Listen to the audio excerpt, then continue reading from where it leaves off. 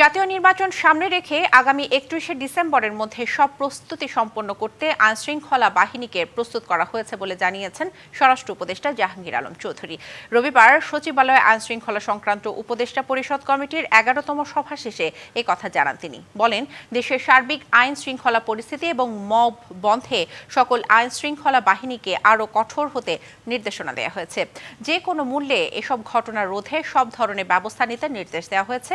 অপরাধী যে দলেরই হোক না কেন কাউকে ছাড় দেয়া হবে না, সবাইকে আইনের আওতায় আনা হবে। কেউ নিজের হাতে আইন তুলে না নিতে পারে তার জন্য ব্যবস্থা নেওয়া হবে জানিয়ে উপদেষ্টা বলেন, পরিস্থিতি স্বাভাবিক রাখতে অপরাধীদের ধরতে যে কোনো সময় সারা দেশে চিরুনি অভিযান শুরু হতে পারে।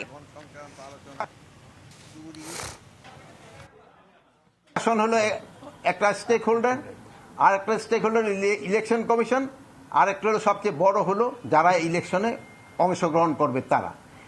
এখানে 4 ভাগের 1 ভাগে কিন্তু আমাদের প্রিপারেশনটা আমরা ডিসেম্বরের ভিতরে শেষ করতে চাচ্ছি। তারপরে ধরেন যে ইলেকশনের ডেট এটা দিবে হলো ইলেকশন কমিশন, তারা এটা কবে ইলেকশন দিবে তো একটা টেন্টেটিভ ডেট তো আপনাকে সবসময় বলা হচ্ছে যে রোজার আগে হতে পারে, রোজার পরে হতে পারে, কিন্তু এটা নিয়ে আমাদের কোনো না। আগে সংস্কার, আওয়ামী লীগের বিচার এবং একটি নতুন সংবিধান প্রয়োজন। এর মাধ্যমে দেশকে নতুন করে গড়ে তোলা হবে বলে জানিয়েছেন এনসিপির আহ্বায়ক নাহিদ ইসলাম। দুপুরে পিরোজপুরে কেন্দ্রীয় পথসভায় তিনি এসব কথা বলেন। বিচার আর সংস্কার ছাড়া বাংলার জনগণ নির্বাচন মেনে নেবে না জানিয়ে নাহিদ বলেন, কোনো দল সংস্কার না চেয়ে শুধু ক্ষমতা চাইছে, এজন্য তারা নির্বাচনের তাগিদ দিচ্ছে। শহীদদের স্বপ্ন বাস্তবায়নের প্রত্যয় ব্যক্ত করে নাহিদ বলেন, এজন্য অন্তর্বর্তী সরকারকে সব ধরনের সহায়তা করবে এনসিপি।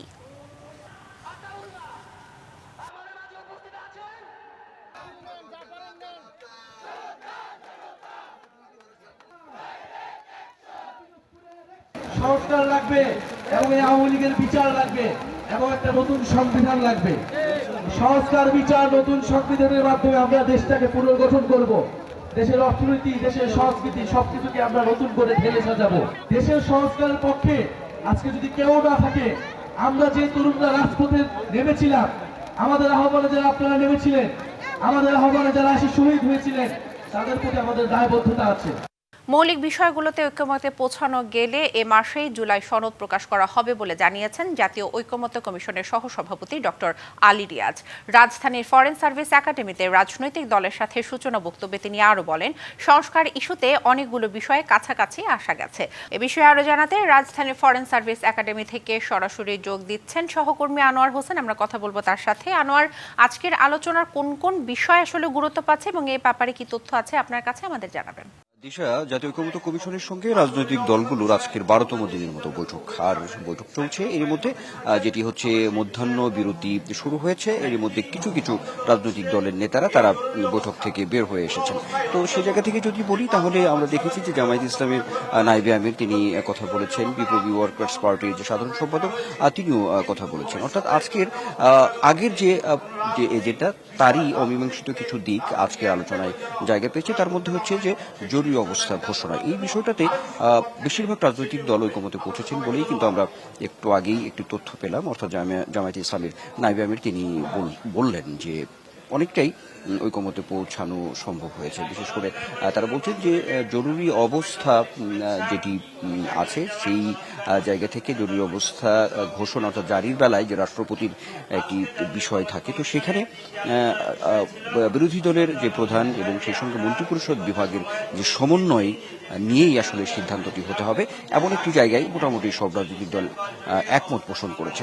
একই সঙ্গে আমরা দেখেছি যে এই জরুরি অবস্থা চলাকালীন সময়ে যাতে কোনো ধরনের যে মানবাধিকার লঙ্ঘনের যে বিষয়গুলো অনেক সময় থাকে, অর্থাৎ জীবনের যে অধিকার, সেই অধিকার যাতে খর্ব না হয়, ক্ষুণ্ণ না হয়, সে ব্যাপারেও অনেকটাই একমত অন্যান্য রাজনৈতিক দলগুলো।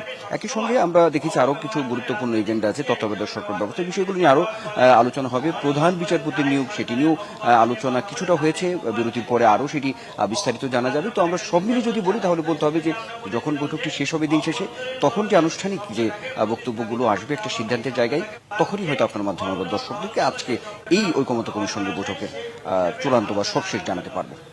নিশ্চয়ই আনোয়ার, ধন্যবাদ আপনাকে। এনবিআর এর আন্দোলনকে সরকার বিরোধী আন্দোলনের রূপ দেওয়ার ষড়যন্ত্র ছিল বলে মন্তব্য করেছেন বিদ্যুৎ এবং জ্বালানি উপদেষ্টা ফাউজুল কবির খান। প্রশাসন ক্যাডারের সাথে দ্বন্দ্বের জেরে এনবিআর এর আন্দোলন হয় বলেও জানান তিনি। এনবিআর এ আতঙ্ক দূর করতে অভয় দেওয়ার কিছু নেই উল্লেখ করে উপদেষ্টা আরও বলেন, কর্মকর্তাদের আচরণ পরিবর্তন এবং রাজস্ব আহরণের মধ্য দিয়ে আস্থা ফিরিয়ে আনতে হবে। রবিবার সকালে সচিবালয়ের বিদ্যুৎ ও জ্বালানি মন্ত্রণালয়ের ব্যবসা বাণিজ্য, শিল্প, বন্দর ও রাজস্ব আদায় কার্যক্রম গতিশীল রাখার লক্ষ্যে গঠিত উপদেষ্টা পরিষদ কমিটির অগ্রগতি বিষয়ে সংবাদ সম্মেলন করেন। এতে যোগ দেন উপদেষ্টা কমিটির আহ্বায়ক ও জ্বালানি উপদেষ্টা ফাউজুল কবির। আরও উপস্থিত ছিলেন শিল্প উপদেষ্টা আদিলুর রহমান খান ও পরিবেশ উপদেষ্টা সৈয়দা রেজওয়ানা হাসান। কমিটির সদস্য ব্রিগেডিয়ার এ সময় বিদ্যুৎ উপদেষ্টা এনবিআর এর সম্প্রতি আন্দোলন নিয়ে কথা বলেন। অধ্যাদেশের কিছু ত্রুটি আমরা আইডেন্টিফাই করছি, তো সেই ত্রুটিগুলি আমরা সংশোধনের জন্য সরকারকে পরামর্শ দেব। ওরা বলছে যে সব লোক আমাদের হতে হবে, এটাও গ্রহণযোগ্য না। আবার এই উসিলায় প্রশাসন কাডারের যে খবরদারি, সেটাও আমরা মনে করি এটা গ্রহণযোগ্য নয়। উপদেষ্টা আরও জানান, রাজস্ব নীতি এবং রাজস্ব বাস্তবায়ন নামে দুটো বিভাগ করা হয়েছে। এখন থেকে সেগুলো থাকবে। 2 বিভাগের জন্য 2 জন সচিব থাকবেন। এনবিআর কিন্তু আর থাকবে না, এবং এটা কিন্তু সবার জন্যই ভালো। নতুন 2টা বিভাগ হবে, রাজস্ব নীতি ও রাজস্ব বাস্তবায়ন। এই 2টা বিভাগের যে সচিব কি হবে, এই জন্য একটা নীতিমালা করতে হবে। এই যোগ্যতা থাকতে হবে। এনবিআর নামের প্রতি মানুষের একটি নেতিবাচক ধারণা রয়েছে, তাই এই নামটি আর থাকবে না বলেও জানান জ্বালানি উপদেষ্টা। এনবিআর নাম শুনলে, এনবিআর চাকরি করলে শুনে মানুষ একটা লম্বা হাসি দেয়। শাহ ইমন, ডিবিসি নিউজ, ঢাকা। 10 জুলাই আবু সাইদ হত্যা মামলায় 26 জনকে ট্রাইব্যুনালে আত্মসমর্পণে পত্রিকায় বিজ্ঞপ্তির নির্দেশ দিয়ে দেয়া আদেশের সংশোধন করেছে আন্তর্জাতিক অপরাধ ট্রাইব্যুনাল 2। রাষ্ট্রপক্ষের আবেদনের শুনানি নিয়ে পূর্ববর্তী আদেশের সংশোধন করেন বিচারপতি নজরুল ইসলাম চৌধুরীর নেতৃত্বে 3 সদস্যের এই ট্রাইব্যুনাল। এদিন রাষ্ট্রপক্ষ আদালতকে জানায়, মামলার 2 আসামি অন্য মামলায় গ্রেপ্তার রয়েছে। একই সঙ্গে আসামি রাফিউল হাসান রাসেল এবং আনোয়ার পারভেজকে আত্মসমর্পণে পত্রিকায় বিজ্ঞপ্তি প্রকাশ না করার পাশাপাশি মামলায় গ্রেপ্তার দেখানোর আবেদন করে প্রসিকিউশন। শুনানি শেষে আবেদন মঞ্জুর করে ট্রাইব্যুনাল। গত 10 জুলাই বেগম রোকেয়া বিশ্ববিদ্যালয়ের সাবেক ভিসি হাসিবুর রশিদ সহ 26 জন পলাতক আসামিকে 1 সপ্তাহের মধ্যে ট্রাইব্যুনালে আত্মসমর্পণে 2টি জাতীয় পত্রিকার বিজ্ঞপ্তি প্রকাশের নির্দেশ দেয় ট্রাইব্যুনাল। চাঁদা না দেয়ায় ঢাকার যাত্রাবাড়ী এলাকায় শরীয়তপুরে বাস ভাঙচুর এবং শ্রমিকদের উপর হামলার অভিযোগ উঠেছে সাবেক যুবদল নেতা এবং তার অনুসারীদের বিরুদ্ধে। শরীয়তপুরের পরিবহন মালিকদের অভিযোগ, 5 কোটি টাকার চাঁদা দিতে রাজি না হওয়ায় এসব করা হচ্ছে। এই ঘটনার জেরে 4 দিন ধরে শরীয়তপুর থেকে যাত্রাবাড়ী পর্যন্ত বাস চলাচল বন্ধ রয়েছে। ভোগান্তিতে পড়েছেন যাত্রীরা। যদিও অভিযোগ অস্বীকার করে সাবেক যুবদল নেতা বলেছেন, তিনি নিজেই চাঁদাবাজির শিকার। অভিযোগ আছে রাজধানীর যাত্রাবাড়ী থানা যুবদলের সাবেক সহসভাপতি মুশফিকুর রহমান ফাহিম শরীয়তপুর সুপার সার্ভিস নামে যৌথ মালিকানাধীন একটি বাস কোম্পানির কাছ থেকে প্রতি মাসে 10 লাখ টাকা চাঁদা আদায় করছেন। সম্প্রতি মুশফিকুর এককালীন 50 লাখ টাকা এবং ওই কোম্পানির ব্যানারে নিজের 10টি বাস চালানোর দাবি করেন। বাস মালিকরা বলছেন, এ দাবি পূরণ করতে হলে রুট পারমিট ও আনুষঙ্গিক খরচ হবে প্রায় 5 কোটি টাকা। তাই এটি না মানায় মুশফিকের অনুসারীরা যাত্রাবাড়িতে শরীয়তপুরগামী বাস চলাচলে বাধা দেয়। প্রত্যেক দিন 30,000 নিলে মাসে 10 লাখ এটা নিতেছে মাসিক। এখন বড় অ্যামাউন্ট বলতেছে 10টা গাড়ির গ্যাপ চায়, সেই গ্যাপের হিসাব করলে আমাকে 5 কোটি টাকা ভ্যালুয়েশন আহে। বড় ধরনের দাবি করতেছে, সেইটা আমাদের বিরোধ, আমরা সেটা দিতে রাজি না।